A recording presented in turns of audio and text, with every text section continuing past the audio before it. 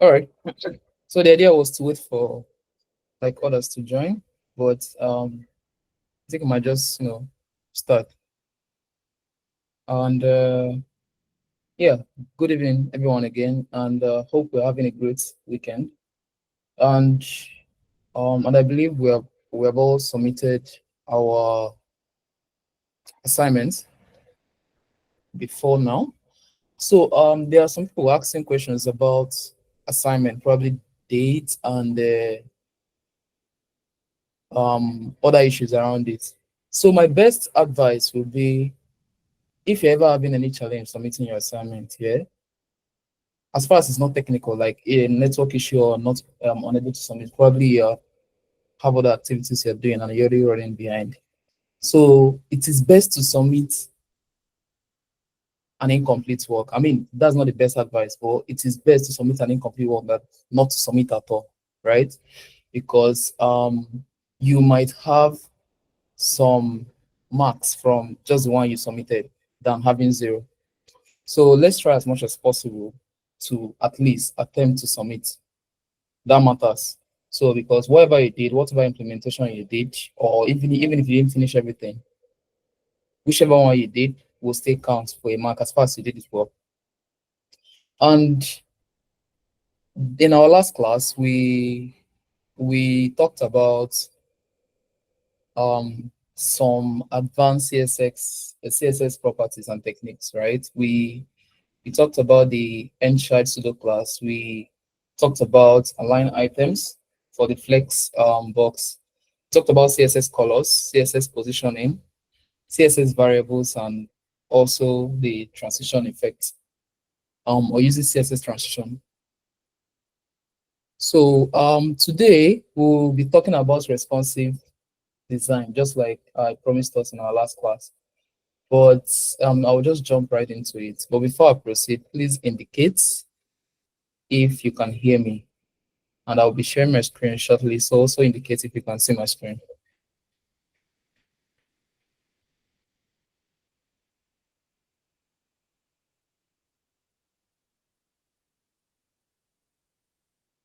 All right. Okay, great. Thank you. So this is, let me share. Yeah, this should be it. Refresh. Yeah, okay. This is where we stopped the last time. So this is what we have been able to do so far. And I promised us that we are going to make this look better than this, right? And today is the D-Day. So most part of today's class will just be, walking around, designing every section out, just making sure that it looks more user-friendly. And then along the line, or while we do that, if you have any questions, please go ahead and ask them. Okay, with no further ado, let's talk about there is sorry.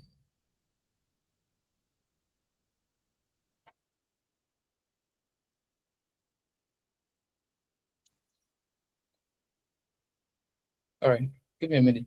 Come in, let me say something.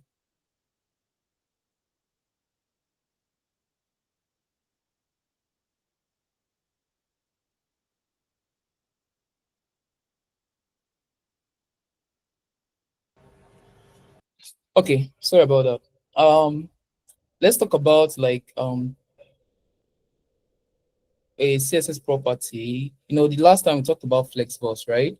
And then there are other CSS properties that comes with Flexbox, right? And we mentioned them, not all, but the other ones. And I urge us to go back and research on them.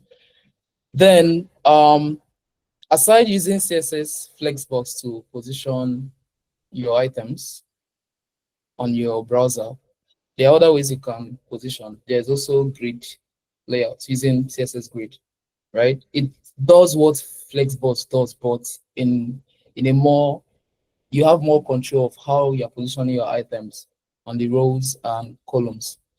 And to do that, just like if you want to apply flexbox, we are going to apply display flex, right? Same thing with grid layout. If you want to apply a grid layout, you just say display grid. And then with display grid, there are other properties exposed for you to, customize your grid layout and make it work just the way you did fit. All right, but Daniel, you asked at the attendance form. Yeah, it will be shared shortly on this chat section. So just stay tuned.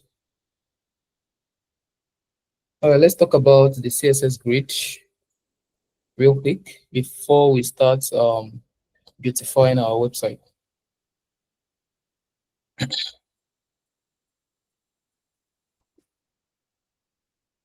So remember that these items are being positioned in a flexbox, right? And we remember how we achieved this transitioning effect using the CSS transition properties. So let's still create another div that have similar informations, but then this time around, we are going to be applying a grid layout to it instead of flex. So this is the HTML for the flex with the items, right? So let me just duplicate this. But this time around, I'm going to name it grid.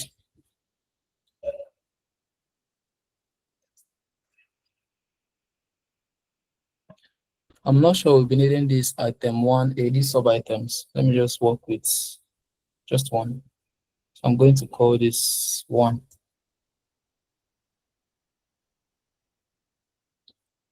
Utility be level grid 1,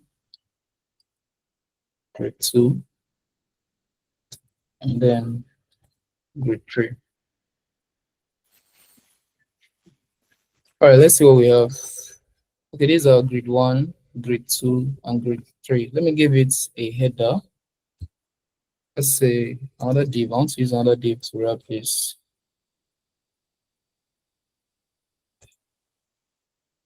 Let's say H3 grid layouts. Okay, and then I will just say grid layouts. Then this one, instead of grid, this one is going to be the grid contents. All right, it's just me giving it any name I want, so I can be able to differentiate which is which, right? So the grid layouts is just wrapping everything, both the title of the section and then the content. But then for the grid content, just wrapping the grid items that we're going to be applying the grid layout on. So the first thing I want to do is just to select my grid layout and then put a margin at the top so that there will be more space to be distinct with the other ones. Margin top, set it to 20 px. All right, yeah, I just need a space. So this is where my grid layout started. So this is 1, 2, and 3. Where is it getting this from? Oh, this one has item 1, item 2, and item 3.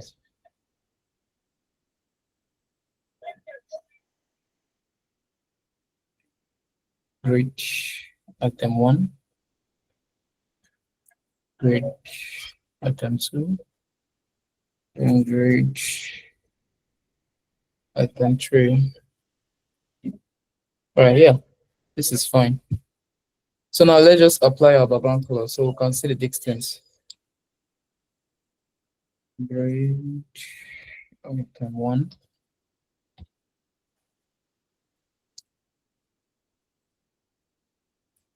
Let's say width 100 px. Then height 100 px. Then background color. This time around, I won't be using names for color. I'll be using hexadecimal. That's the hex color format. So when I come back here, this is my grid 1. I'll just do this for other grids. Duplicate this line. Label it as 2.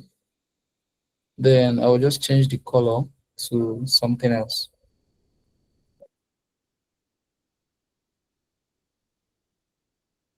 Then come back. Okay.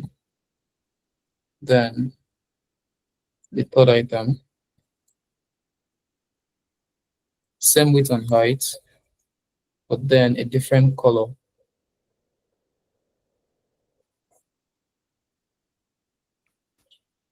Come back here. Okay, so these are my grid items here, the 1, 2, and 3. Now let me apply the necessary grid properties.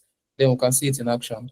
And where we are going to apply this is in the grid content here, because this is the parent wrapping these items that I want to, apply under a grid layout. So I'll just copy the grid content class. Then after grid layouts, I'll just say grid content. Then remember, you're just setting the display property to grid. This is the first step to applying a grid content or a grid layout. Now, once we do this, go back. Okay, nothing will change, I assume. Yes, nothing will change because everything is assuming one column, right? So with grid layouts, you'll be able to, I should zoom in. I think this should be enough. So with grid layouts, you'll be able to position your items or the items under your grid parent on a particular place where you want it on the layout, right? But for now, it's assuming one code. Now, since I've applied this grid, if I want to see what this grid is actually doing, I'll just inspect. Remember, I talked about inspecting in the last class. Okay, inspect. Then this particular div, I will just click on this icon here. Then select the grid. This is the parent. If you can see my screen, I don't know. I'm not sure. You can't zoom in on the inspector tool. Let me see.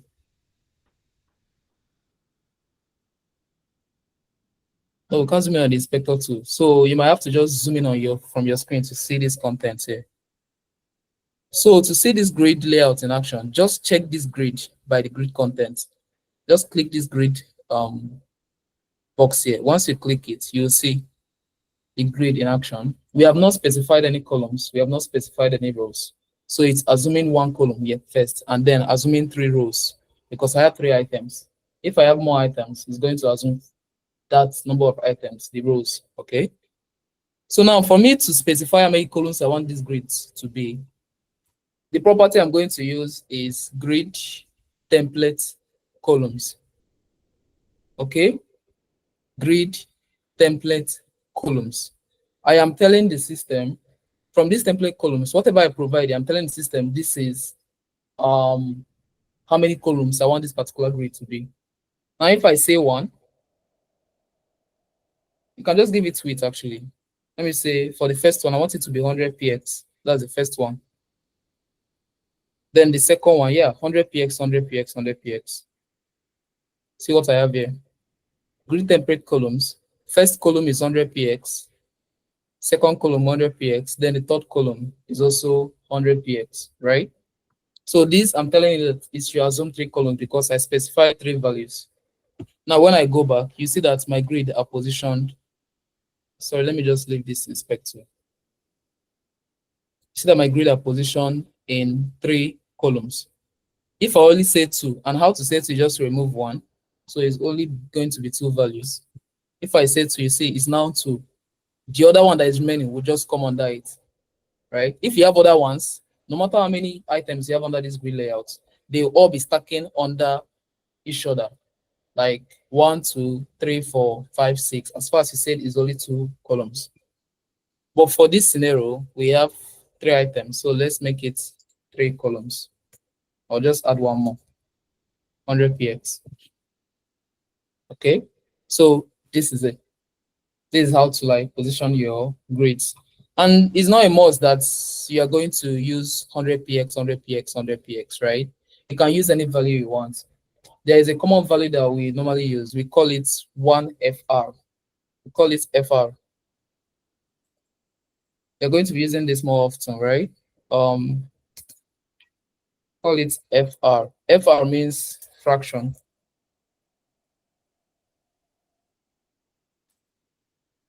Call it fr. Fr means fraction, okay?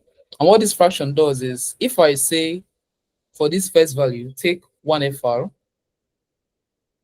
This second one, just all of them, I'll say 1FR, 1FR. Now I'm telling the system to take the full width and position each fraction, like one fraction, into 3 places for each particular code. So you see now, you see as everything is well spaced. It's now taking 1, 2, 3. So it's going to calculate the width of your screen and then divide it into 3 as far as you gave it the same value of fraction. 1FR, 1FR, 1FR. That's the 3 columns. It's going to assume the width of your screen, then divide it into 3. Now, why all these containers are not taking full width is because I specified a width for them. Now, if I remove this width, or let me say this width should be 100% instead of 100 px.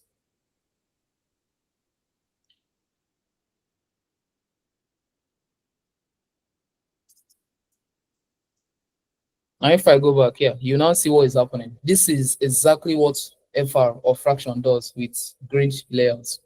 Okay, so I'm telling it, assume each item or each code should assume a fraction of the width when you have calculated how many fractions I provided, and I provided 3. If I made it 4, 1FR, you're going to see what's happening here. Now it's calculating the full width divided by 4, now positioning all the grid items in its respective fraction. Why we have this extra space here is because I don't have a 4th item, but I provided the column to be 4. So there are other things, there are other ways you can use grid template columns. Let me assume we have other items. Let me just increase the items here. Item 4. Let me just like make it more. Item 5. Grid 5.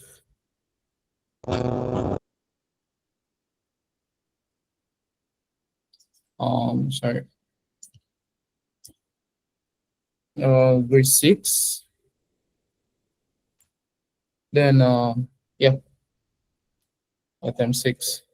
So I will provide 3 more items. That's 4, 5, and 6. So grid item 4 will still take width 100 px, but the color will change. So we can give me somewhere yellow. Then 5.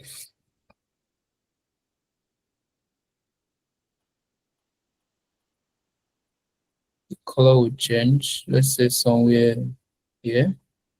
And take that color. And the last one is 6.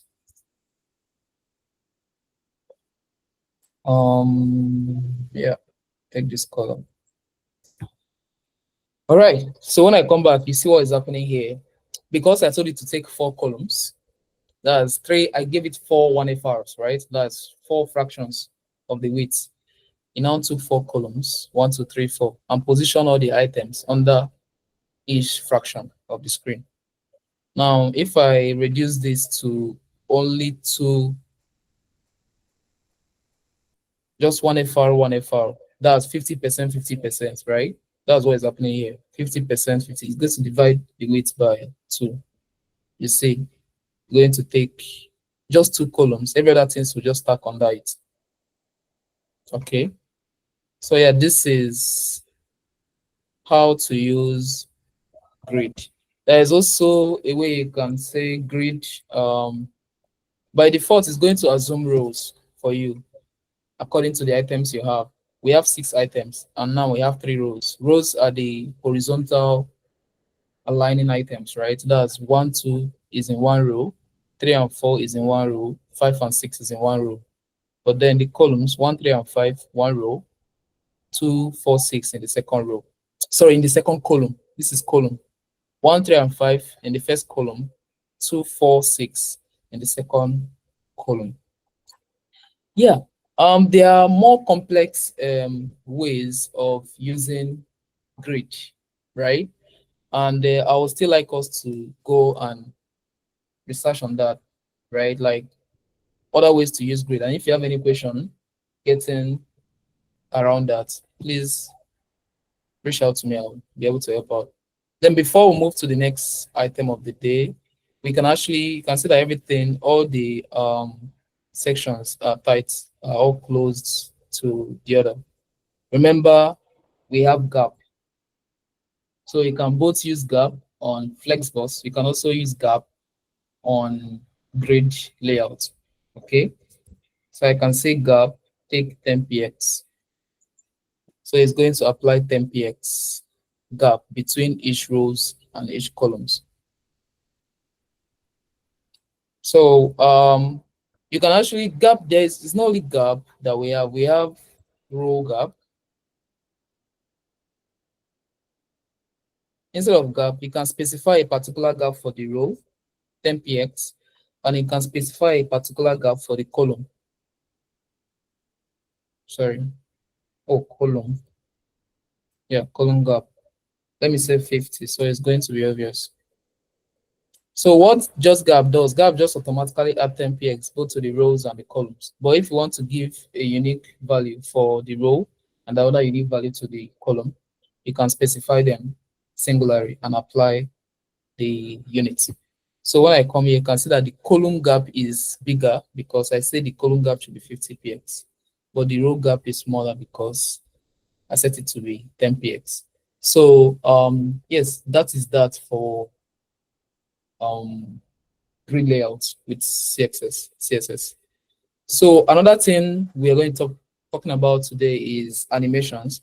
In our last class, we talked about transition. Yes, transition and animation. They both use similar properties, but then they play or they do different things, right? Transition is mostly to animate, transition is mostly to like change the value of a particular property smoothly from a period of time, right? You can specify how long you want it to last before it changes.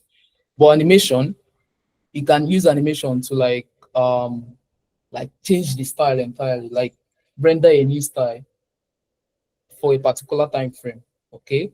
And we're going to be doing that in this class. But before I move to this, any question on the grid system that we just talked about?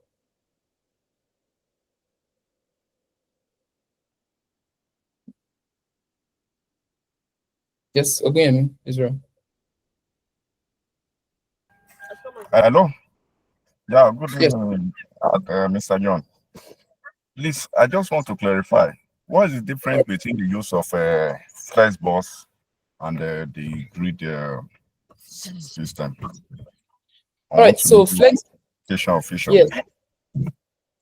All right, so with Flexbox, you can actually control the number of columns and rows that you want your items to take, just like we just, tried it out right now. But with Flexbox, you cannot really have that control, right? Flexbox will just position this first item here is on Flex, okay? Flexbox will just put, if I set 6 items, you see that all these 6 items will just stack on the first row. But with grid system, we can decide to position these items however we want it to be on the particular column and the rows too. You can see that I apply 6 items here, but these 6 items are not in the same row. They are now stacked under each other because I specify the column to be 2. But with Flexbox, you cannot do that complex specification. It will just assume the full width. Now, if I come here and add more items here, what is this? 3. Where is the Flexbox? We have, yeah, this is Flexbox. I'll do this real quick. 4, 4, 5, 6. Now let me just stop at 6. And for Flexbox, where did we talk about Flexbox? Sorry.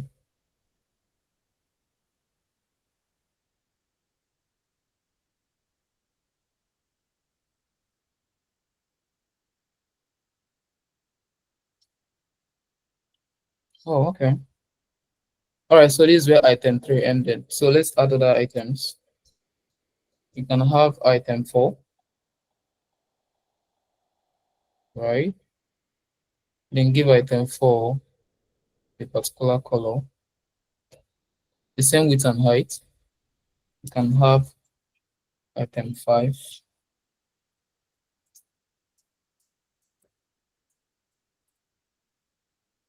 Then change the color. Then the last item 6.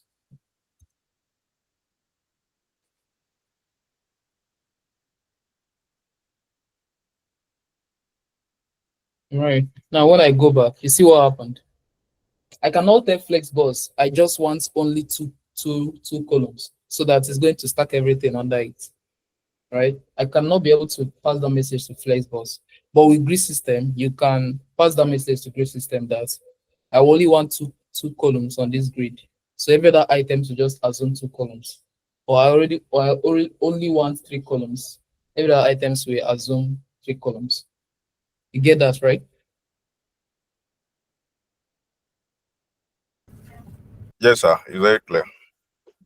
All right. So all right. Over to CSS animation. And yeah, CSS animation, like I said, is used to like change from one style to the other, right? On a particular element that you want to animate. So let me say I want to animate a div. And I'll say this div is my animating div. So I can give the class for this animating div to be animation, right? Remember, you can call it anything you want. Just call it animation because that's what we want to do.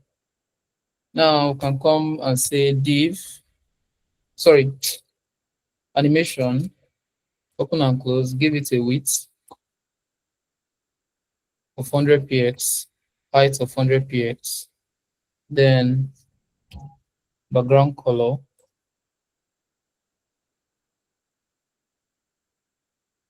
00. Let me choose this color. Then when I come back, this is my animating div, okay? But this is my animating div. I want it to be separate from every other thing. Just put it inside a div and give it more space. Class name, animation wrapper.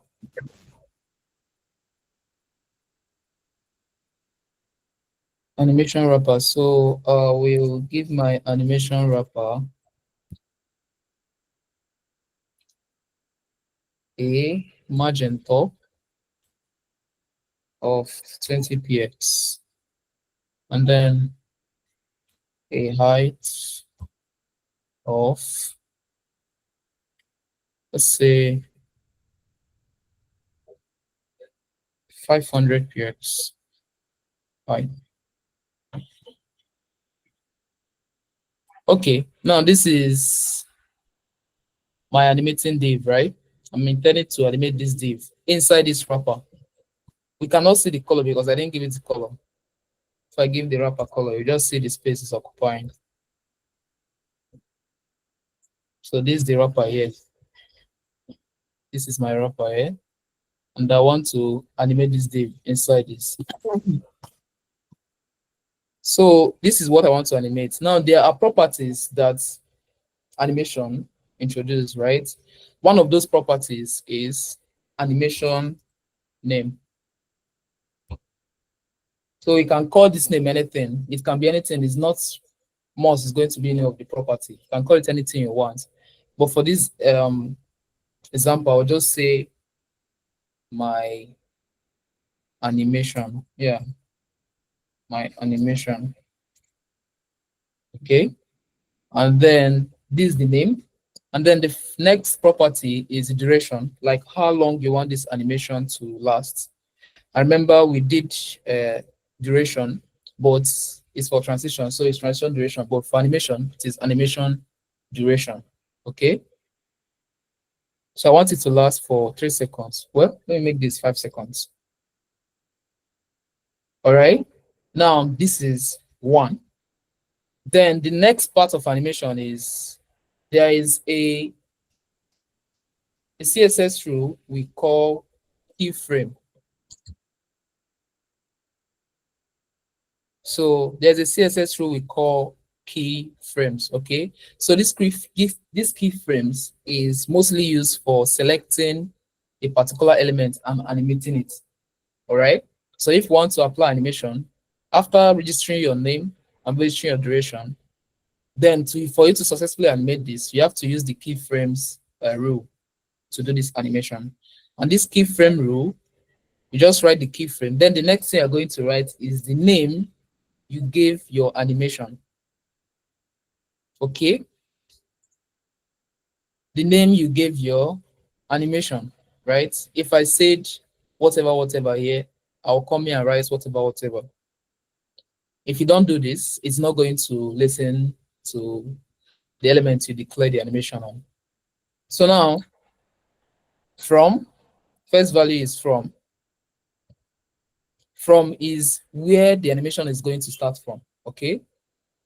So I want it to start from background color. I just want to animate background color. I want to start from background color, same background color, then 2. Okay? So I want by the end of 5 seconds, the background color should be, which color is a little bit obvious? Yeah. So this animation is going to last for 5 seconds and it's going to start from this color, but after 5 seconds, it's going to end at this color. That's my animation from and to. Now, when I come back, if I refresh, you see the background color changing. Okay, yeah, you can see it again.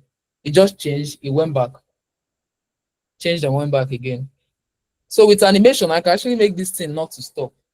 I can, if I want it to keep animating, like if I want the color to keep changing for the entirety of the time you're on the website, there is another CSS property we need to use called animation iteration count.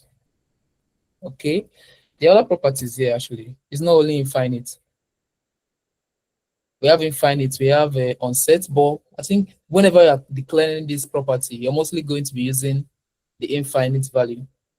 So animation iteration count, I'm telling the iteration count that is going to be infinite. So it will continue changing from this particular color to this. It will go back again, change to this, go back again, change to this, and it will be lasting for a period of 5 seconds per animation. Now, if you see, yeah, it will start animating again. To never end because I told it infinite. Let me give it a color that is more, let's say red, somewhere red. Now, when I come back, you'll see it move from green to red.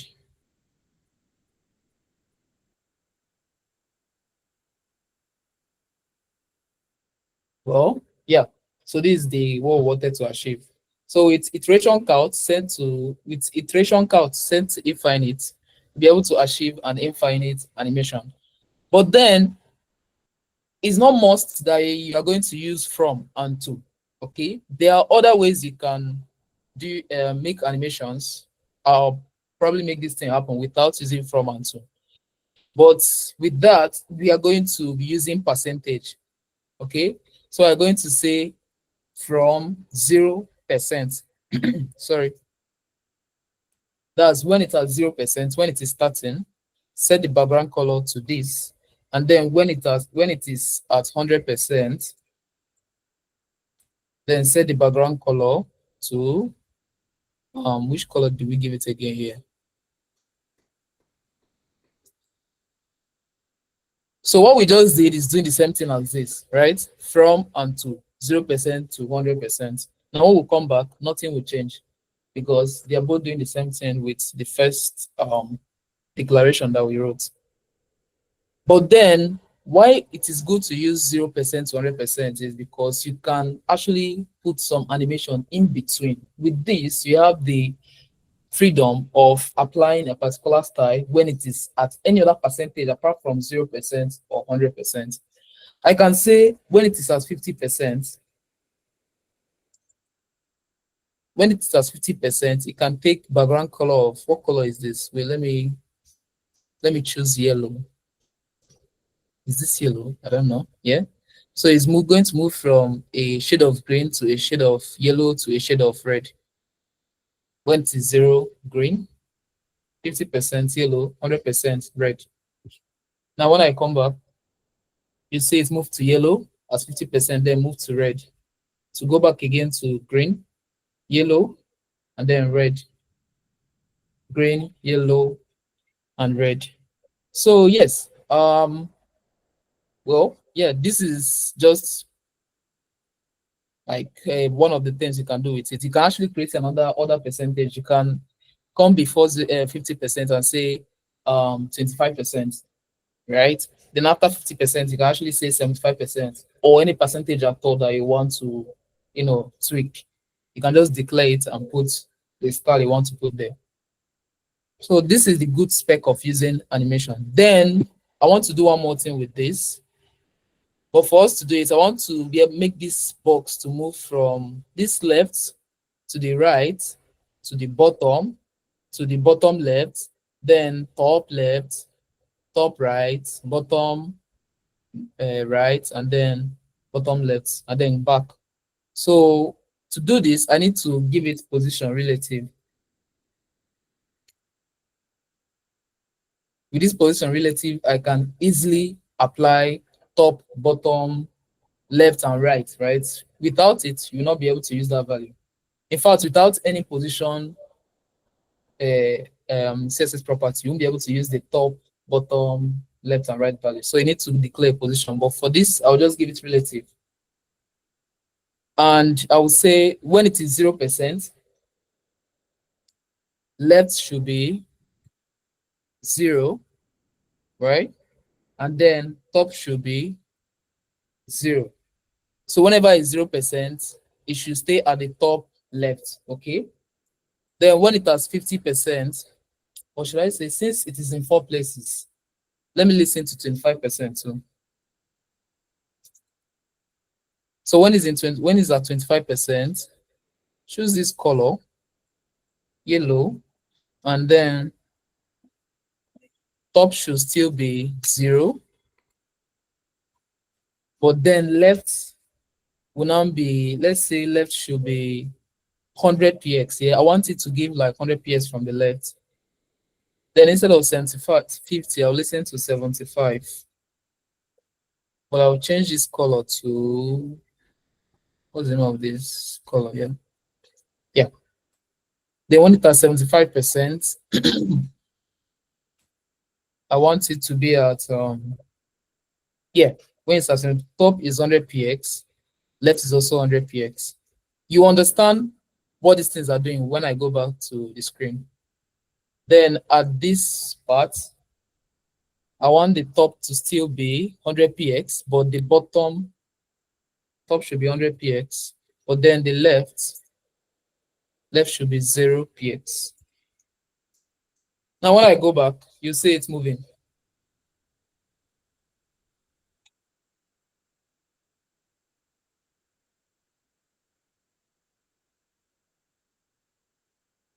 Now to explain this further, I think I might have to increase the duration. I want to be able to explain what is happening. And then let me also explain this, increase this, all the 100. Let me increase it to 100 px. Increase it to 250 px. Okay. Now at this point, let me refresh. At this point, it's at 0, but now this is 25%. The left is 100 px. Now this is 50, and this is 100. It goes back to 0 here, and then here. So I'm telling it at 0%, which is by the time it's at the top left, the top should be 0, left should be 0. Then when it's 25%. I want it to be at the right, but still at the top. Because I want that, I'll still make the top to be 0, but then I'll push the left. I'll increase the left value so that it's going to increase the value from the left from 0 to 250, making it look like it is at the top right. Then when I want it at the bottom, I want it at 75%, it should be at the bottom. And at the bottom, I want to increase the top. So from the top, it should give you 250 PS from the top and also 250 PS from the left. So it's going to appear as if it's at the bottom right. Then at 100%, I want it to be, I want the top to still be 250 PS because I want it to be at the bottom right, sorry, bottom left. So I'm going to give the top 250 px and then the left still 0. So it's going to go very, very close to the left. So that is the explanation of what is happening here.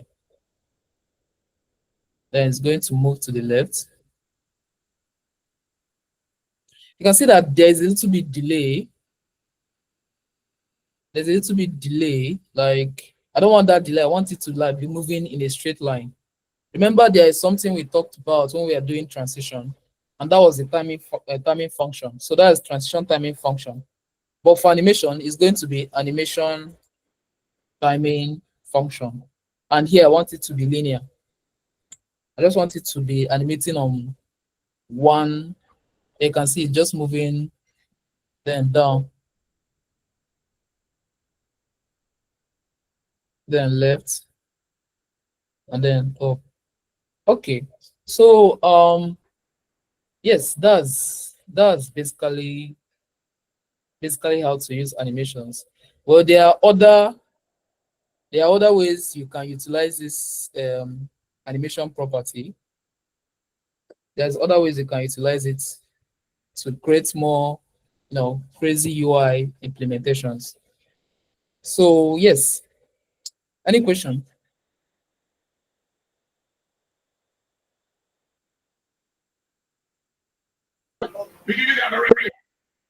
Okay. Yes.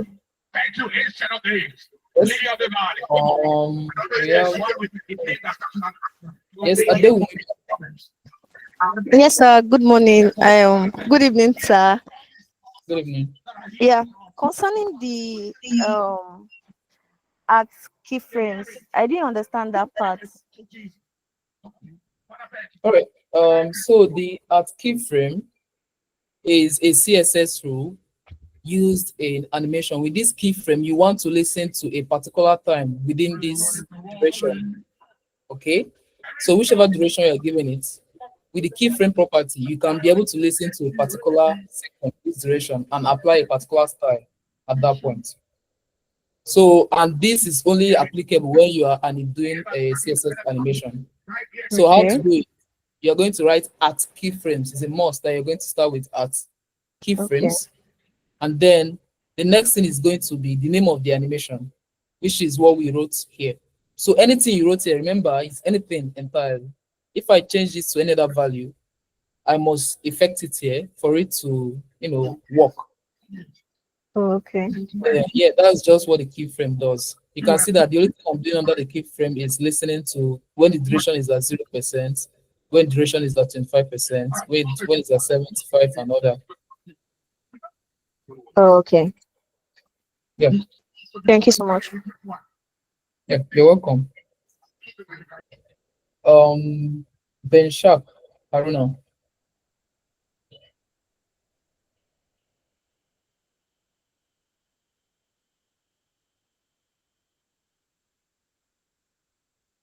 Ben Sharp, you have your hand raised. And if you're talking, you're muted. Hello, sir. Hello. Yes, I can hear you. Good evening, sir. Good evening. Yes, so please, my question is the animation, when you were positioning it, is it only top and left that we can apply? How about right No. and bottom? Yes, you can. You can use right and bottom. But since I am using left, I'm starting with left and top. So I want to like effect left and top in every other thing. So that it's going to be moving from left 0 to, if I specify right and write it, because I didn't write right on the first one, it's just going to quickly snap to the right. It's not listening to any value on the right at the first frame. That's 0%. But you can use anything you want. You can use top left, bottom, and the right and other to do animation. In fact, try it out and see the results you have. And it's not only top left and other that you can animate. You can animate anything entirely that you want. You can animate the width, the color. For any property, you can actually animate them. But this is just an example of what you can achieve with it. I don't know if that answers your question, Ben Sharp. Yes, sir, it's clear. Thank you so much. Okay. Right, you're welcome. So well, there's something that is happening here. Let me just fix it real quick. You can see that when it comes to the left, it's not going up. It just disappears and appears at the left because I didn't go back. At the 100%, I was supposed to be going back to this value. So which means I need to create another value in between. So I will have 50%. So this, instead of 75%, this is going to be 50. And instead of 100, this is going to be 75. Then at 100%, I want it to go back to the original value. And the original value is the value at 0%. So I'll just copy this. I'll put it in the 100%. Now, when I go back, you see that it will now animate the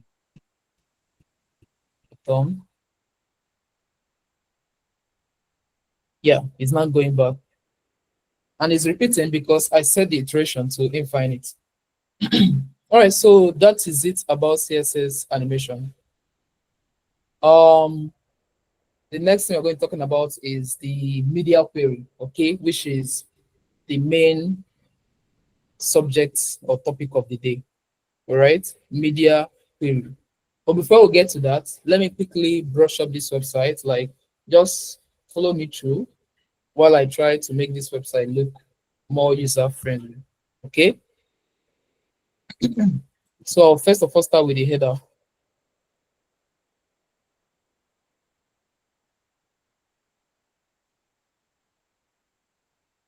So the header has a position sticky, which is okay. I want that to be there. Where's my position sticky? Yes, I want this to be there. But there is a padding here. Let me go to the header and remove that padding at the top.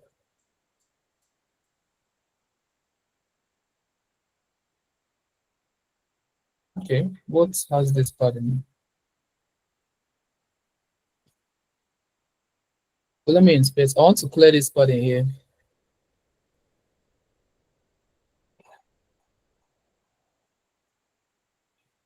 Oh, okay, it's from the body.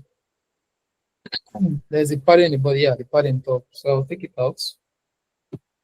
Yeah, now my header is stuck at the top. Now I don't want my borders to be like very, very dark. I want my borders to be a little bit faint, probably close to gray. So for me to do that, I will just declare a variable. If you remember CSS variable, talked about that in the previous class. I will have a border color and set my border color to and okay. Oh, what is happening? So, oh, it's not complete. 0. Right.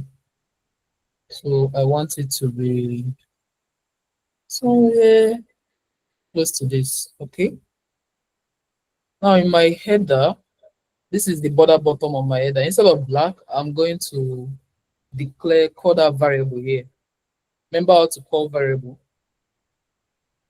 You're not going to give it border color, which is this.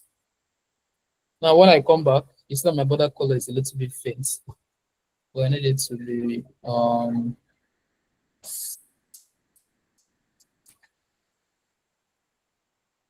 then my header should be, I called it logo. Where is my logo? Okay. My logo should be black. I can actually have a test color, sorry, a variable that is test color, and my test color can be black. So my logo, I want to take test color. No. Test color. Come back here. This is good. Now let me make my header responsive. But before we even start talking about responsiveness, there are some things that needs to be on your code before whatever responsive properties that you're adding will take effect. The first thing is we are going to add a meta tag on our header that will tell the system or tell whatever system that is rendering this our project to take the full weight. Okay. If you try creating a new HTML element, remember how to create a new HTML element like the boilerplate from scratch. Use exclamation mark, then enter. You can see these two values that appear at the top. You can see these two values. The first meta tag is the UTF-8 here. This is for character encoding. Don't worry, we'll definitely get to understand that along the line. But you must have these two meta tags on your header. Okay. This for character encoding, that's the first meta tag. The second one is your viewport. All right. Your viewports, and you're saying the content should take device width, and the initial scale will be 0. Sorry, 1. 1.0 is still 1. Okay. Now I need this on my header. I'll delete this. Then on my header, I'll add it here inside my header. So make sure you have this. All right. Then the next thing is in our CSS.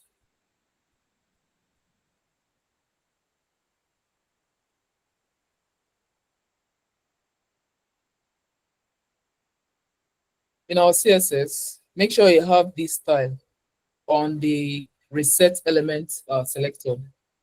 This is all elements, or probably a reset or all elements. Make sure you have box sizing, border box. This is to ensure that all our box model are obeying the particular browser that we are rendering our project. So these are the two things that you must have on your CSS and then on your HTML. Yes. Okay, now let's get to it. So when you are doing responsiveness, right, there is a best way to go about it, which is mobile first. If you were there on the mentorship session on Monday, the mentor talks about responsive designs, right? And the best approach to go about it, which is mobile first. It means you will start from mobile and start designing your application. Then from mobile, you now scale it up to tablets. Then from tablets, you now scale it up to PC screens or every other large screens out there, right? So some people still do a large screen first before they go down to mobile screen. It works. Anyway, it works. But the best recommended way to go about it is mobile first responsive design. And that's what we're going to be doing. So to achieve that, we are going to inspect. Remember how to inspect. Right click, then click on the inspect button from the option. It's going to open up this. Now let me see if I can zoom in. Okay, yeah, I can actually zoom in. 200%, yeah, this is fine. All right, so this is your inspect tool. I talked about this in the previous class. This is what you use to inspect a code. You can inspect any website of your choice. In fact, if there's a website that you like visiting, you just like the website for some reason, probably the UI and the flow, everything just looks great. You can inspect the website and then see how everything was written. With that, you can also learn. So if I want to inspect this website now, I'll just right click, then click on inspect. Now I can see how everything was positioned. You can see that everything is in a section of its own. We have section here, but everything is even the main tag. Then inside the main, if I close the main, close everything. Inside the main, we have section, which is the hero section. That's the first section you see. We have another one. We have this section. Like, you can select everything. Then if you want to select a particular thing, just click on this icon here, the one with the arrow. Click on the icon, then select whatever you want to select and see how the style is or something like that. So it just depends on how you want to do yours. You can click and see where this is. Oh wow, everything is written in characters. So we have a fast, comma, which is this one, fast, comma. We have scalable, inference, just like that. And here you can see the styles too. So anyone you select, you can see all the styles under it. With this, I can even change something here just to see how it works, but it won't change on their own production. I can select this hour, and just apply color red. When you select that particular element, hour, you see the first, I don't know if you can see this, a little bit tiny, but just zoom in from your phones or PC. This one that says element.style under the style tab, you can create your own styles there just to see how it looks when you apply yours. So I selected hour. I want to make our red. So I'll just come here. I'll say color. And after writing color, I will say, what just happened? Color, and then enter, then say red. You see that my color changes to red. That's the one I selected. Even if I close out, it's still going to show red here till I refresh, because any changes you make on the spec tool is temporal. So yeah, this is the great advantage of being a developer. You get to like see the nitty-gritty of a website, like dissect the website and see how every element and section is being positioned. All right, so that's what we have here. And in mine, I have header, which is this. So I want to start my header first, but I want to start from small screen. Now, when I go to smaller screens, we are focusing on header for now. This table is breaking it. So let's comment out the table for now. When we get to the table, we will work on it.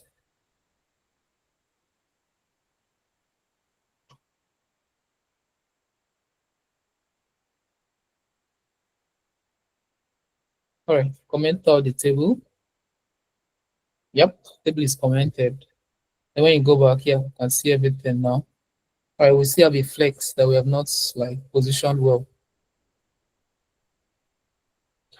Okay, now I want to start from mobile first here. You can actually select any mobile you want to start from first. You can say iPhone 12 Pro. This is how it's going to look on iPhone 12 Pro. Then you can say iPhone 14 Pro. You can select any device you want, actually. It's your choice. But I know that devices are from 480 or 430. So I'll just go back to responsive, then make sure that I am at let's say 430. Okay, 430. So when it is here,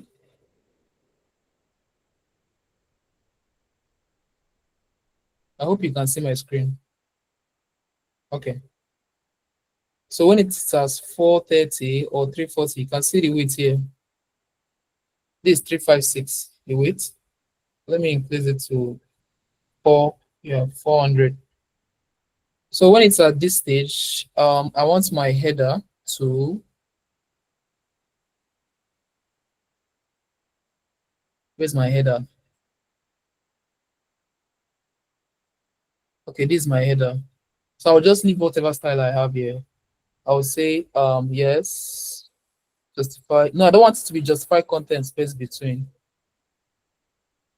I want the flex direction to be cool by default, which is on mobile screen. Flex direction, column. And when I go back here, so I want my website to look like this. when I'm on mobile screen. And why it is centered in the middle is because of this align item center. If I comment it out, you see everything goes to the edge, but I want it to be centered in the middle. So bring back align items center. Okay, yeah, this is how I want it to look like. All right, on mobile screens. But then when I get to a tablet screen, I want it to take flex direction row and then justify the content space between. But let me remove this space between first. Nothing will change because that space between is not working. So now this is how to apply media queries. Remember, the first design I have here is the mobile, which is the default. Now when I'm increasing, I want it to change effect. Media, CSS, media queries, okay. Now to write CSS media queries, you need to start with @media. Okay, @media, and then screen. So this is how to start. This is just like if you're animating, you say @keyframes, and then the name of the animation. When you're doing CSS media queries, you start with @media, then screen. Then we want it to start take flex duration once it is greater than 480 bar, because 480 is the minimum width for mobile phones. So I can say, after the screen, I can say, and open and close a curved bracket or curved braces. You can call it bracket, you can call it braces. Then you say mean width. Mean width, set it to 4, where's my 480? 480 px. Okay. Now I'm saying when this particular media query is for when the screen is 480 px or more. That's the meaning of this mean width. Okay. Mean width means when the screen is from 480 and more and higher. Okay. And then I want to style my header again. I want to give my header another style. Where's my header? I'll just copy my header. Although I don't need all these things, but I want to copy it. Then come down to your media queries at the bottom. Then, in fact, write it afresh. Type header. Then open and close your curly braces. Then enter. So I want it when it's from mean width 480 px and above. Take flex direction row. That's the only thing I want it to take. All right. Now when I go back, it's not 480 yet. You can see that it is 469. If you can see this. Now, if it gets to 480, immediately the screen snaps into 480. It takes flex direction row. You can see it now. Now, when I go back to less than 480, it goes back to column. Greater than 480, it goes back to row. And I also want it to be justified content space between. Space between. Then come back here. It is now spaced in the between. Now see what is happening here. When it goes less than, greater than, less than 480, that's the mobile version, the default style. Then greater than 480, it now takes this style that I have there. So this is how to apply your media queries. You can actually set a range. Okay. Let me even give it a background color so we can see it happening in action. Background color red. So we can see it's red here, but by default it is not red, it is white. Then once the screen gets to 480 and above,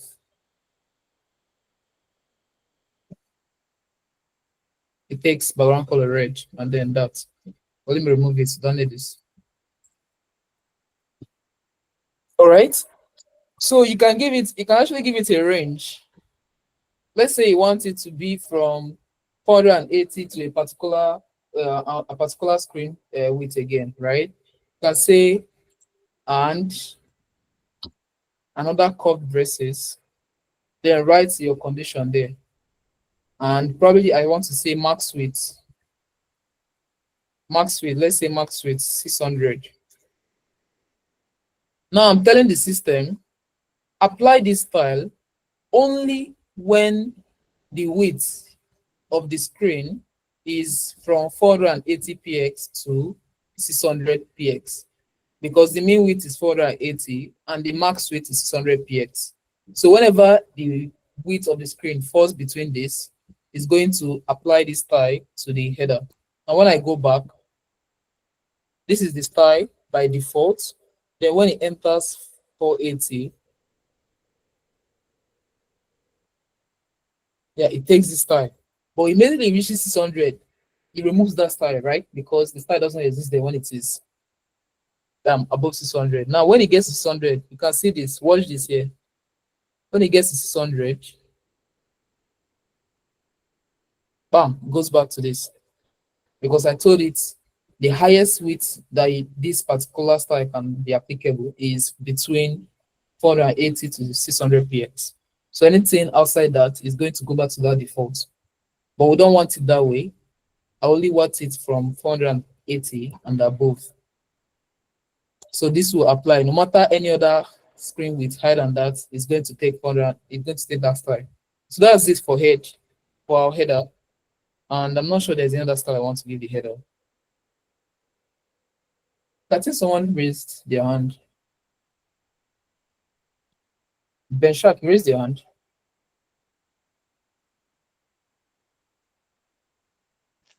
No, Are sir, they I Umi don't Mary? know. Oh, okay, no problem. It's fine. Are they Umi Mary? You have your hand raised. Yes, sorry about that. Can you please come again on that at media screen?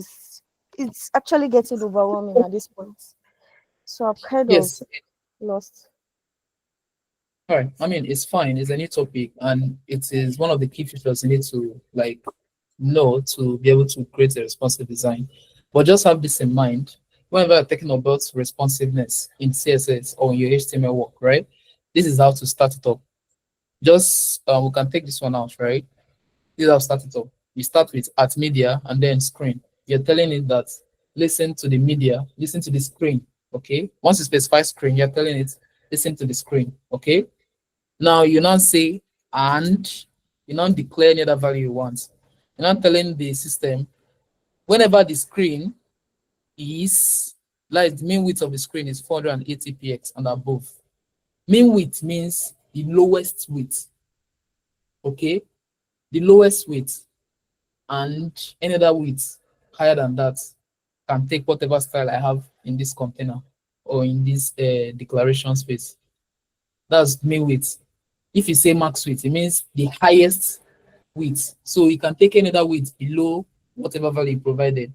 But once it gets to that highest width you gave it, it's going to reset back to default. Okay.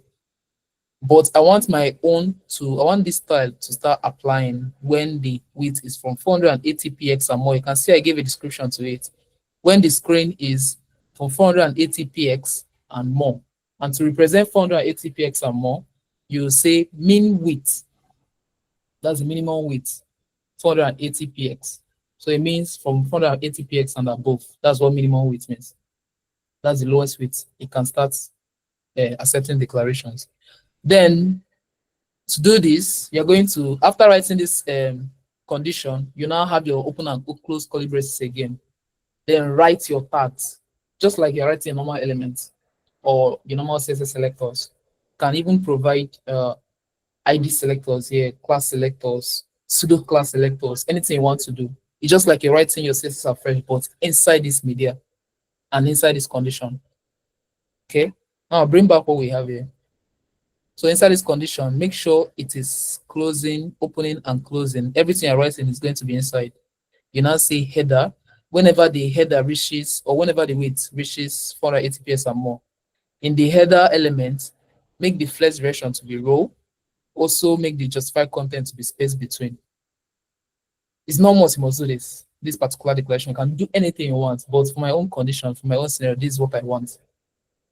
right? So now whenever the screen gets to 480 px, so by below, this is 314. If you can see this value here, it is 314, and is not 314 px is not among the condition we specified. We set from 480.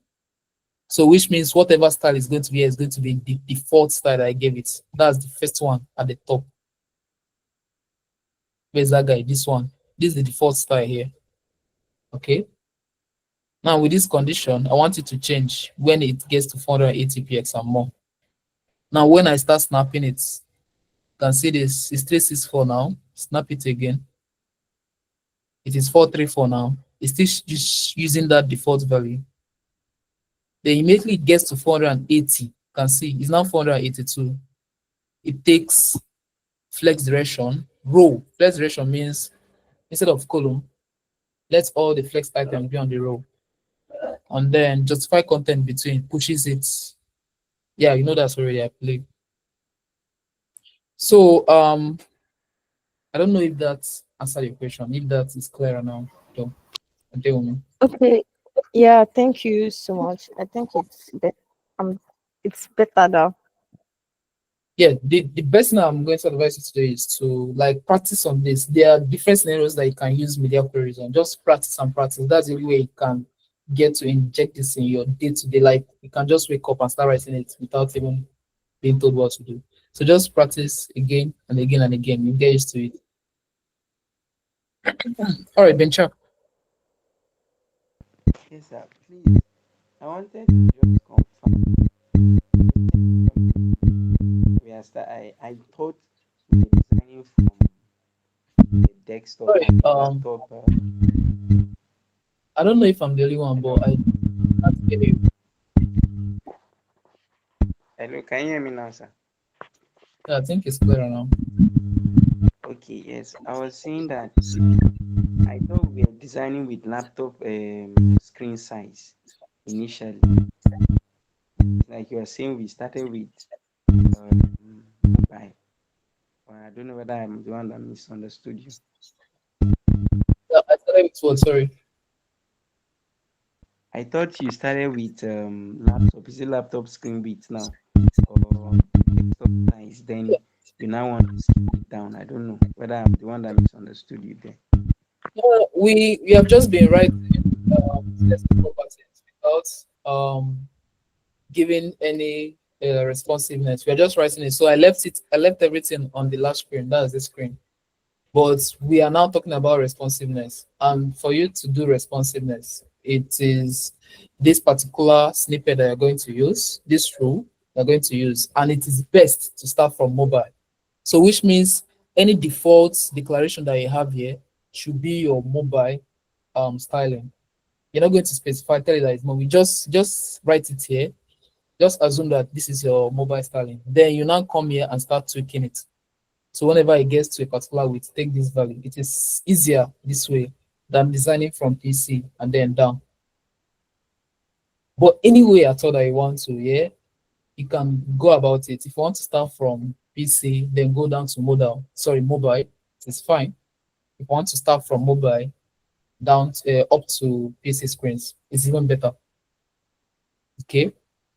I mean, with this, you're not even doing much. You're just changing to one or two properties in the header and just making it fit the screen as you deem fit. Yeah, is that clear? Yes, sir, it is. Thank you so much. All right. All right. So is for header actually. Now let's do for probably let me just put small space between this. It looks a little bit close. And this is my nav. Where's my nav?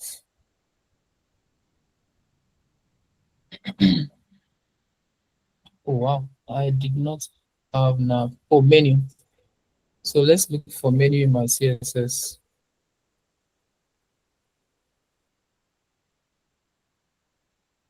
So my menu, I can give it yeah, I can give it flex. Sorry, display flex.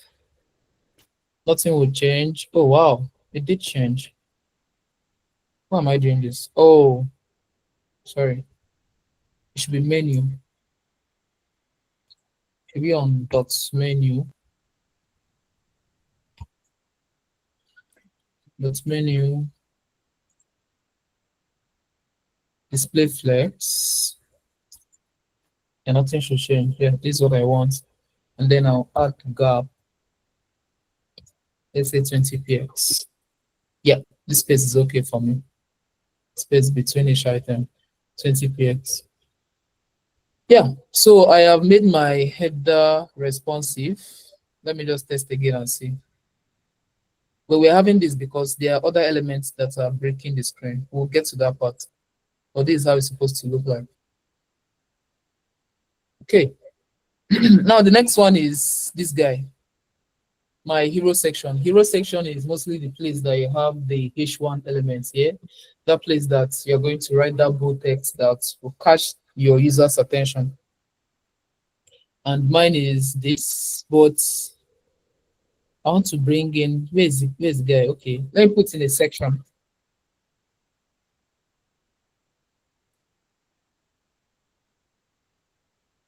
Now this time around, what is happening? This time around, if you notice, I'm no more using div. It's not like I don't want to, yeah, but I want to use a more descriptive element. So this is just section. I'm saying, okay, this section is, I'll give it an ID, hero section. Hero section is the first section the user sees. Now when I come back, nothing will change. Nothing will change. But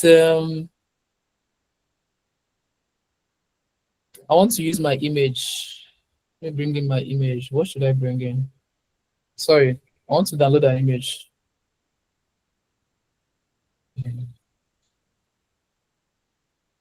Sorry, what?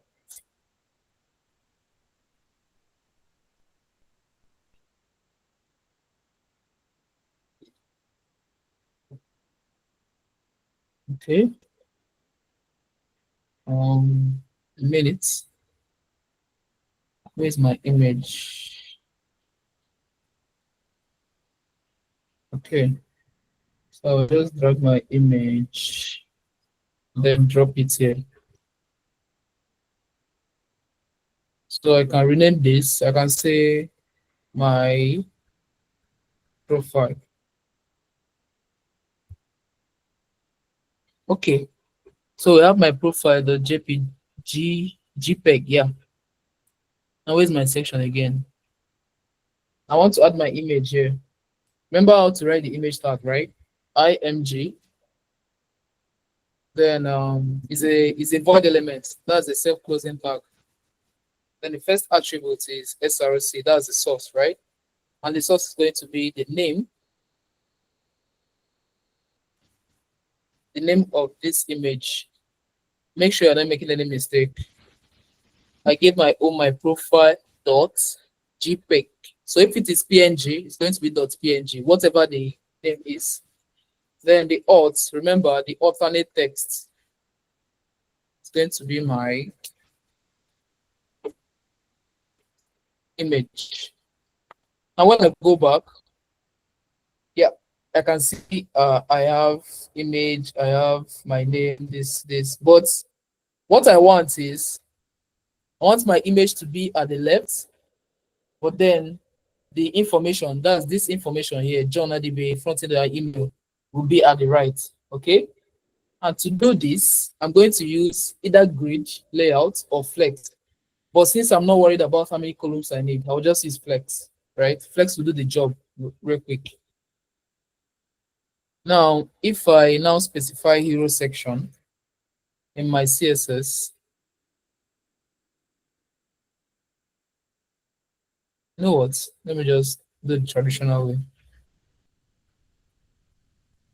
This is my logo, and this is hash hero section. Why I'm using hash? Because it's ID. I'll say display flex. That's all. When I come back, hey, see as everything is scattered here. Let me reduce the size of this image.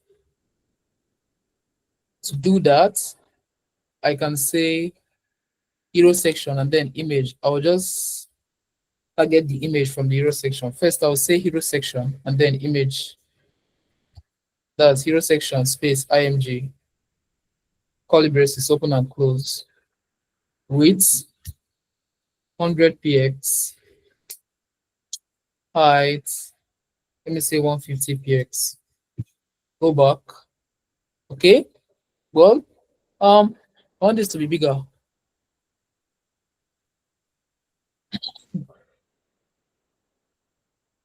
Right, so why I'm doing this is so you guys can like follow my thought process, trying to get something to work, right? Because it's rare before you get everything once correct at a go, yeah. So just try to achieve what we want. Now, my information is John Adibe Frontend. Why is it aligned like this? Because I didn't wrap it in its own container. I gave the section display flex. So every item is going to be displayed in flex in the same row. Image, John Adibe in the next row, a front-end developer beside it, then my email label and this thing, the next. But for me to still make this thing be under each other, I want John Adibe, then front-end developer under it, email under it. I have to break this information out of that flex property. I'll just give it a div, wrap it in its own container. If I move it up, yeah, this is what I want. It is now, this is what I want. Now I want it to be centered in the middle, okay? I want it to come to the middle. Remember how to do that. We use align items. So in our display flex, we'll say align item, sorry. Then center. Yeah, it is now in the middle. But let me increase the width of this image a little bit, or the height. Let me reduce the height actually. Where's the image? The height, let's say 200 px. Oh, yeah, this is fine. Then let me have a gap. Put a gap 20 px. Okay, now there is a gap between the two of them. All right, this is good, right? It can be better, but for this class, this is good. Then I want to apply a media query to this, right? Now, if I inspect,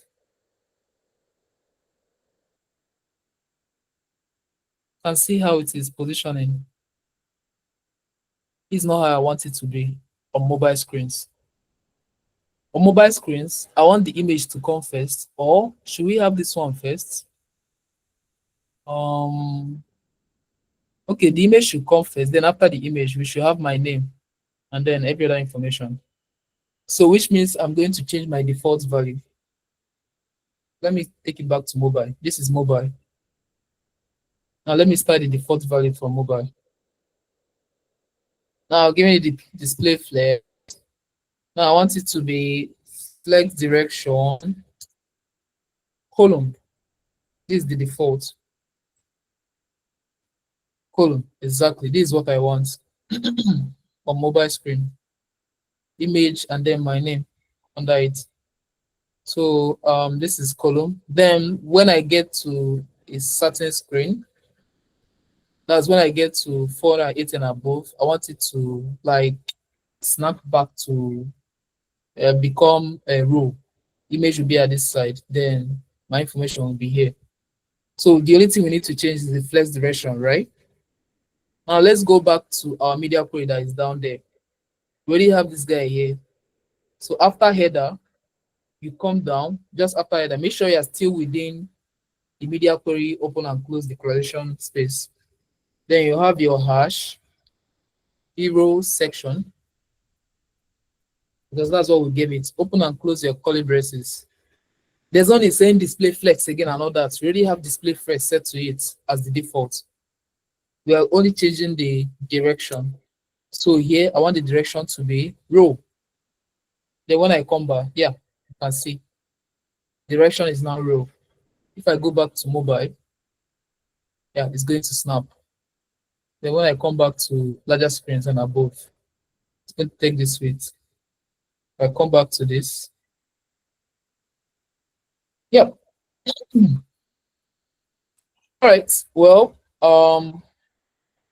yeah, that is that. Now there is something I didn't talk about, because when you are building your own projects at the long run, you are going to have a lot of assets. When I mean assets, I mean images, icons, SVGs, fonts, and every other thing. You're going to have a lot of assets, yeah, and it's good to have each of these things in a folder of its own. Okay, I want to wrap all my images in a folder. Probably I still want to have more image. So instead of me like having, if I put another image, it's going to be image, image, image. It's going to look rowdy. I want to create a folder for all my images. Under here, I'll just click new folder. Then I'll say images. All right. Then I want to put all my images inside this folder. So I'll just drag this my profile, press and hold, then drag your mouse on top of images. Make sure you're on top of images. Once you put it there, move. You can see this profile is inside image. All right. And if I close this image, you see it is closed. This is how to expand and collapse your image folder or any other folders that you have. Well, I don't want this to be my profile. I want it to now be just profile. Okay. Now, how can we select this on our SRC? You know, if we reference only profile.jpg, JPEG, it's not going to work, because what this thing is doing is it is listening for profile.jpg on the root folder, and there is no profile.jpg on the root folder. This is the root folder here, the one that contains the index and styles. Even if I go back, you see it's going to be broken. Now, to reference this, you're just going to write the name of the folder or whatever part it is in. Make sure you're not making a mistake with the spelling. After writing the name, you're going to now end it with slash. Then after writing slash, you now write what you want to select inside. I'll start afresh. My SRC, I want to select this image, and this image is inside the folder images. First, I'll write the name of the folder, which is images, right? Slash. I want to select this particular file. I'll say profile.jpg.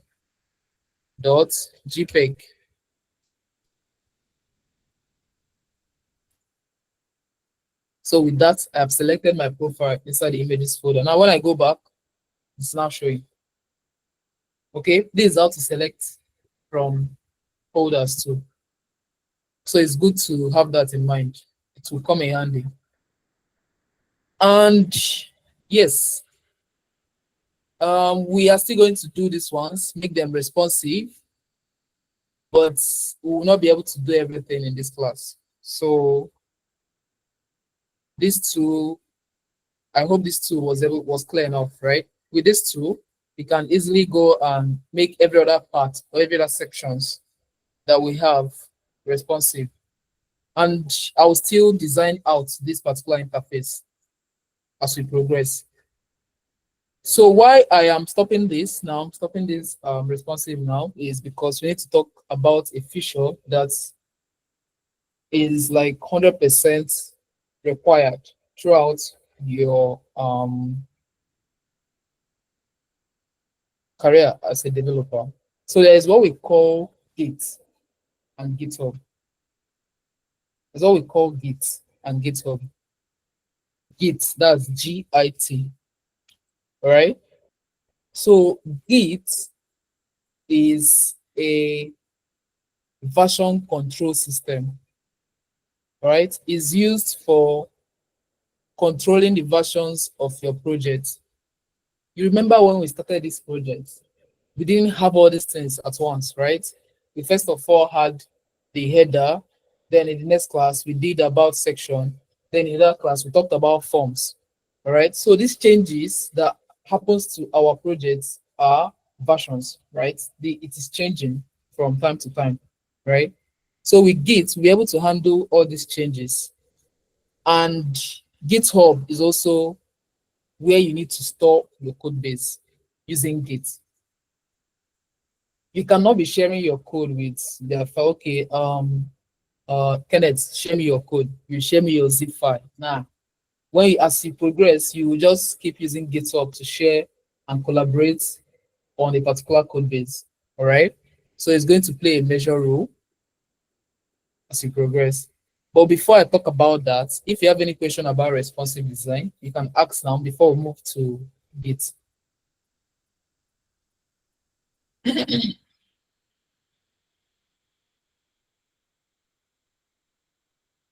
No question? All right. Oh, that's fair. All right, so let's talk about Git. So if you want to, first of all, first thing we're going to do is to install Git in our system. So just type Git, that's Git. Then you can click on this, then go to just enter the first thing, click on the first link there, then go to downloads. All right. If you're on Mac OS, that's Apple, you need to use this command, run this command on your run this command on your terminal. I'm still going to do it so we can see. You run this command on your terminal. That's if you're on MacBook. But if you're using Windows, just download the first one. It actually depends on your system. You can just click here, yeah. Click here to download for Windows. I see the icon there. Just click here to download Git on your system. If you're using Linux, click on Linux. This is how to run it for Linux. Apt get Git, and yeah, just run this command. So this is for us to install Git in our system. I don't know if you are doing this along. So I'm using MacBook. What I'm going to do is just to open my terminal. I'll just copy this command here. I'll copy this command here. Then I will click on my, launch my apps, then search for terminal. Just search terminal, then open your terminal. Then just run that command, just paste it and click on enter. I don't need to install it again because I already have it on my system. This is if you're using MacBook. Paste this command, then hit enter. It's going to install. But then if you're using Windows, click on this icon, install it, download it first, then install it. Then when you are done doing this, open your terminal. Whichever system that you're using, open your terminal. If you're on Windows, search terminal on your launchpad. Okay, search for terminal and open it. If you're on MacBook, search for terminal. If you're on Windows, search for CMD. That should open up your terminal for you. That's if you're on Windows. Then to know if Git is successfully installed in your system, just do git-v. You can see the command. Is there a way to zoom in? Yeah, let me see. I don't know if you guys can see this. So just type git-v. If you see Git version, whatever the version is that you installed, then it means you installed it successfully on your system. If not, just let me know. Yeah, I'll walk you through how to install Git. But once you get this, it means you're on the right track. So the next thing we are going to do is to configure your system. Okay, to configure your system to have your credentials. But before I even start doing this configuration, create a GitHub account. So go to browser again, type GitHub, github.com. Oh, I already have accounts. Okay, let me open it up from another source. I'll just do incognito.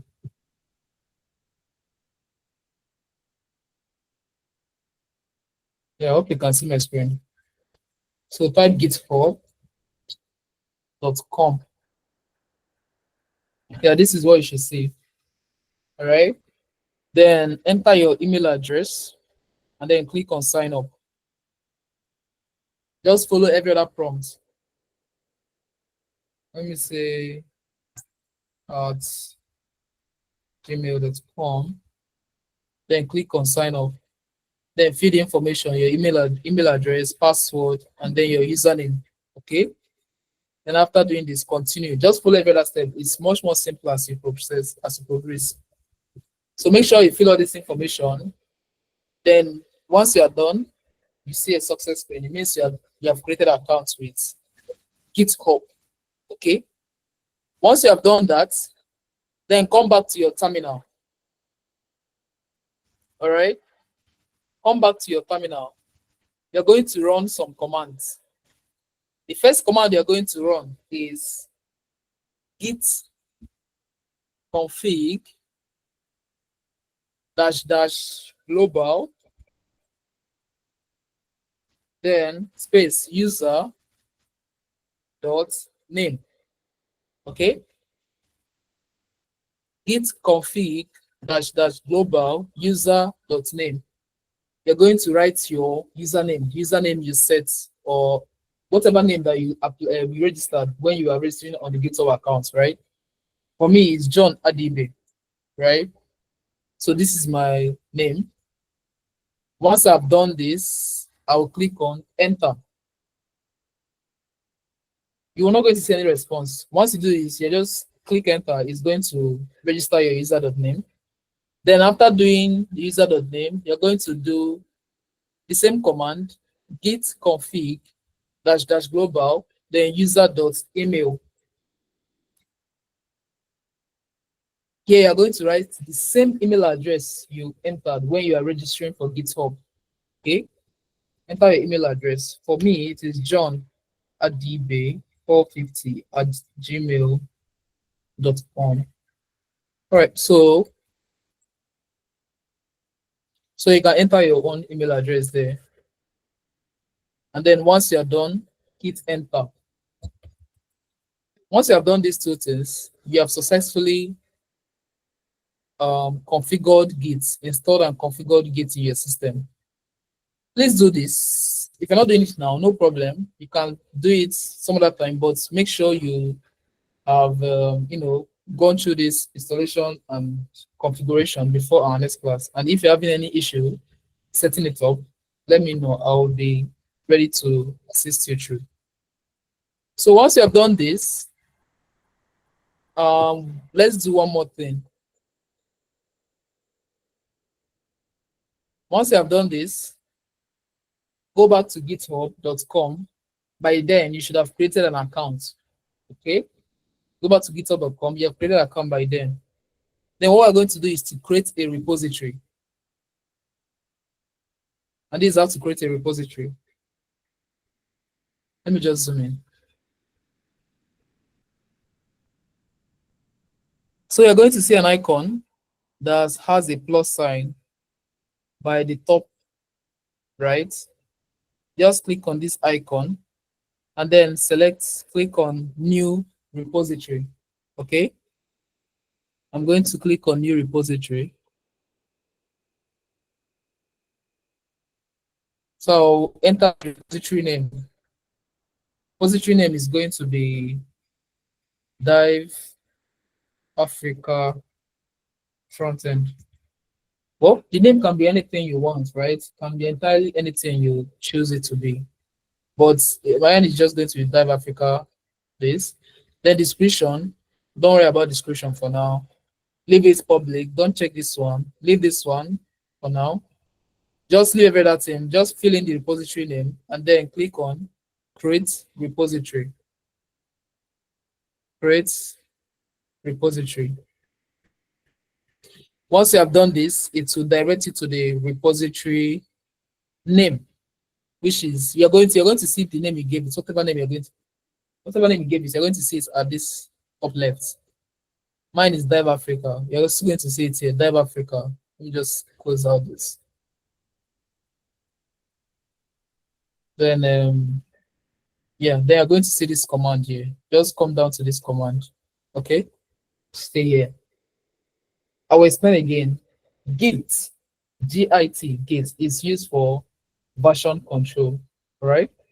Then GitHub is where you store your code base so that you can easily collaborate on your code base with other people, right? You can just call some people to look at your code base and check it out, right? Probably if there's any feedback or update, just sharing and collaborating on some snippets, code snippets and all that. You can use Git for that. Then there's a lot of features that comes with Git, but essentially, primarily what it does is just for code collaboration and uploading your code base on the cloud instead of having it in your system. Because sometimes you might have your code on your system and then your system crashes or something just happens, right? I'm not praying that that happens, but just let's say something happened. Every file you have is gone.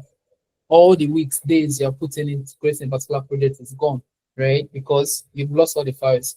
But once you put every information, every code base that you have on GitHub, you can easily reach out to them wherever system you are on and just connect to your GitHub account, pull the code, work on them, push back, go back to another system, pull your code, all those things, right? Just have your code base on the cloud.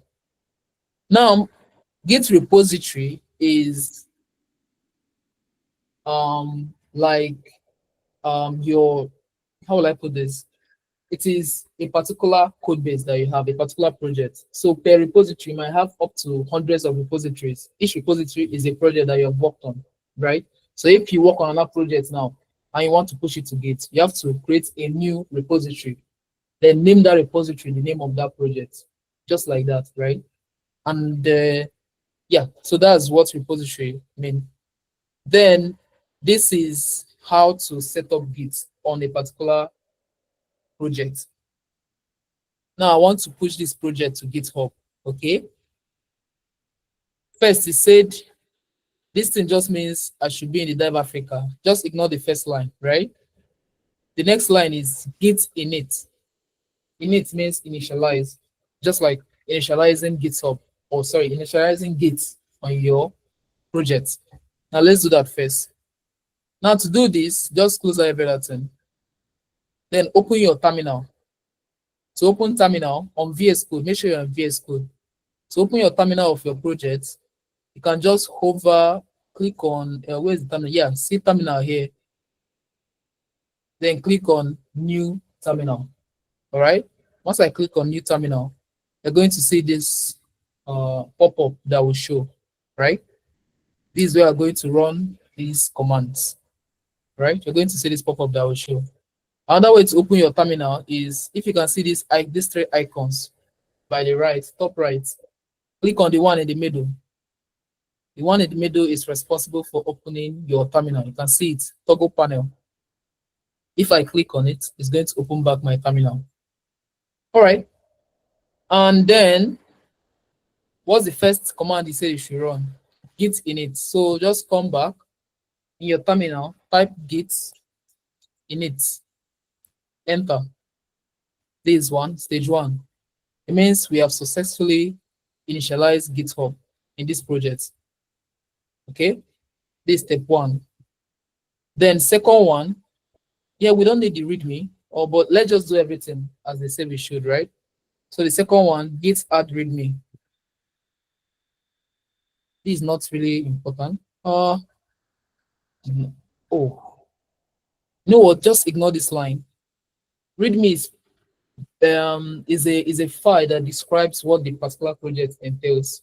I'll still show us the function of README. Skip this part, then go to the next stage. All right. Git commit, first commit. But before we commit, we need to have add and check the status of our code base. Now, this is going to be complex. It's okay, it's fine if it's overwhelming. But we'll just retreat and retreat and retreat, then it sinks in and it becomes our day-to-day use, right? We need to add our changes. Now, if we go to, remember I talked about this icon here. It says source control, this icon that looks like a branch, like merging out, right? It's showing 4. It means these 4 changes, we have 4 changes. That's 4. Where are the 4 changes? This folder, this profile image 2, the index 3, and then the style CSS 4. So we have 4 changes, and it is showing this color because we have not committed it. It's still showing changes. We have not added it yet. First thing you're going to do is git status, just to check the status. Now, when you type git status and you are seeing some files in red, it means you have not added those files. GitHub will even tell you to add them. You can see here, nothing added to commit, but on track files present. Use git add to track. That's just to add your files. So the next thing we're going to do is to add them. Just do git add, then space dot. Dot means you are selecting all the files. You want to add all the files. If you say only git add, it's going to add just one file, right? But we want to add all the files. So just say dot. So this dot will add all the 4 files that we have changes on. When I click git add, then if I come back and hit git status again, git status, enter. Now we're going to see that it is no more red, it is now showing green. It means we have added these files in Git. Then after doing these 2 things, you now come back and run this command, git commit, my first commit. All right. This is just to commit your changes so that Git will now register it as something to be pushed next, right? So now I'll come back, git commit, enter. Now, once we do this, you see that those 4 indicators that was here disappear. It means that everything has been committed to be pushed. But before we even push, we need to register this particular code base with our repository, right? And this next command is registering the code base, right? Now do this command, just copy the one that says remote add origin. Copy it, come to your terminal, paste it, and then hit enter, right? We have registered our code base, this code base now, with this repository. So if we push, the last command is push, git push. Oh, okay. Yeah, we are pushing for the first time. So we need to specify, just run this command. You can see git push dash set upstream origin master. Just copy this command, paste it. Where this master is coming from is, you can see it here. The registered master as our branch. We're still going to talk about branch later. Now, when I hit enter, yeah, if you see this master to master or whatever branch you give it, that branch to that branch means you have successfully pushed your code base to this particular branch or the repository. Now, when I come back to my repository, if I refresh, I'm going to see my file here. Refresh.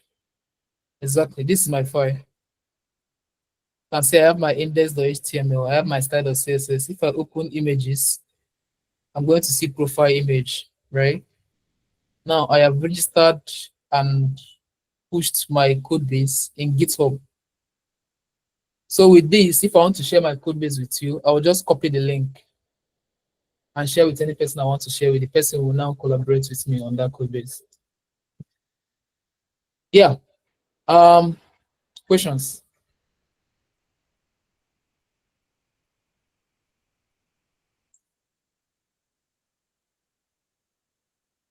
Yes, agree, user. Yeah, thank you, sir. Installing the GitHub on the system. You ask us to install it on the system, and you also ask us to register on the GitHub accounts. So I want to registering it on the system. Is it for us to be able to push into GitHub, or is the account that is connecting to our code base? Yes, registering it on a system, that's configuring it on a system. You are adding your email address here, and you know email address is unique to everybody. So once you have added an email address, it means you have successfully configured your Git locally, the one on your system, to the one on your GitHub. All you need to do is just to start pushing to it, right? So you are doing this configuration so that you'll be able to push. Instead, it will not push, right? We are pushing something. GitHub needs to know which account am I even pushing this thing to, right? And you've already configured the account, which is your email address, okay? And then your user.name also. That's you configuring your account in this system. So yes, that's what the configuration is about. You're connecting your local configuration and account to your GitHub account so that you can successfully push from your system to your GitHub account in the cloud. Did that answer the question? Yes, thanks. Okay, thank you, Israel. Questions, please. Any more questions?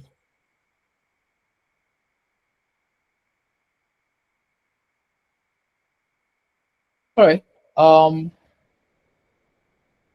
If you have not used Git before, if you have not used GitHub before, I obviously know that this is overwhelming. So if you have any questions, please hit me up on the Slack channel.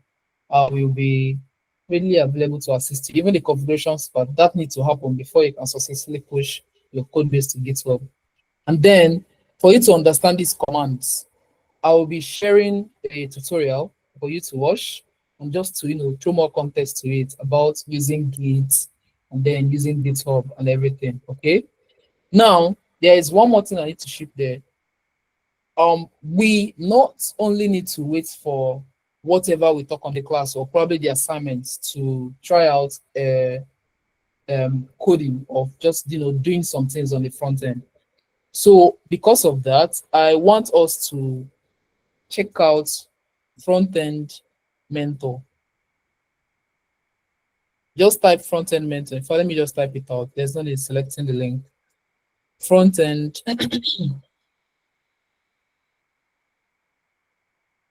Frontend Mentor. Okay, just click on the first icon there. So this Frontend Mentor is mostly giving you challenges, front-end challenges for you to go and do something on them, right? Because for you to be a creative front-end developer, you need to just see something and design and implement it out without even knowing, okay, this is what this is that. You're just looking at an image and you're implementing it right away. So when you go to front-end mentor, click on challenges. You can see challenges on it. Let me zoom in. You can see challenges here. Then you can actually filter because some of them have JavaScript. You can see this filter here. Just filter, just say free, and then select only HTML and CSS. Then can go free to choose Guru, Advanced, or anything. Feel free. But for this now, I'm just going to be choosing newbie, right? I just want to see simple challenges, right? Once I've done this selection, I'll just close it out. Now I have all these things. I can just go home, try and implement all these things out. Just pick one. It's not much you're going to do all. Pick one, try and see if you can challenge yourself to like implement it using just HTML and CSS. So with that, if you're able to make headway, you are giving yourself an edge to be able to do some things out of the fly. So I would like us to check it out, really. It will help us grow. And if you have any questions, just reach out. Just reach out. Like this is the desktop. You just click on mobile. This is how it's going to look on mobile. But when it's on desktop, this is how it's going to look on desktop. So you're going to also make it responsive. So yeah, just try it out. See this one also. This is how it is on mobile. This is how it is on desktop. You can actually click to zoom it in. Just do something like this. So yeah, go ahead, challenge yourself. Frontend Mentor is a good tool to use to do that, right? And then if you have questions, please do well to reach out and I'll be ready to assist. If there is no other question, I will give the space to Alex. Thank you.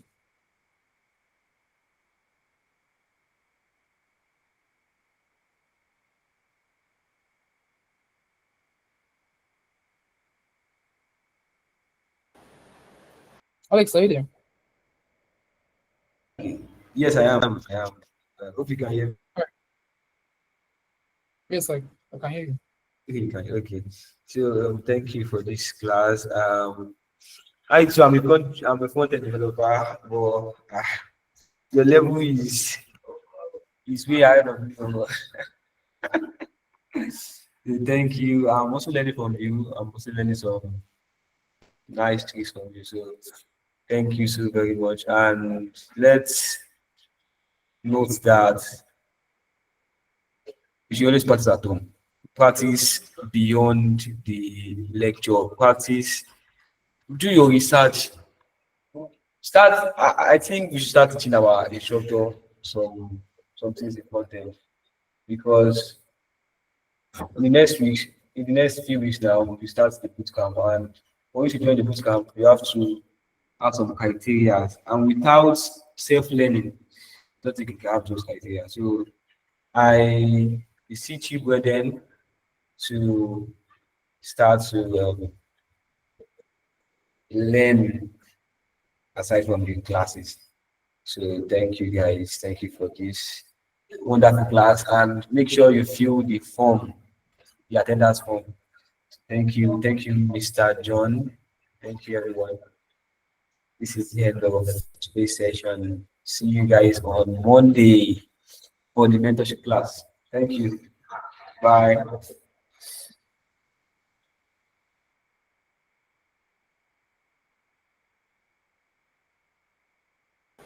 All right, thank you, everyone. Thank you for joining, and good night.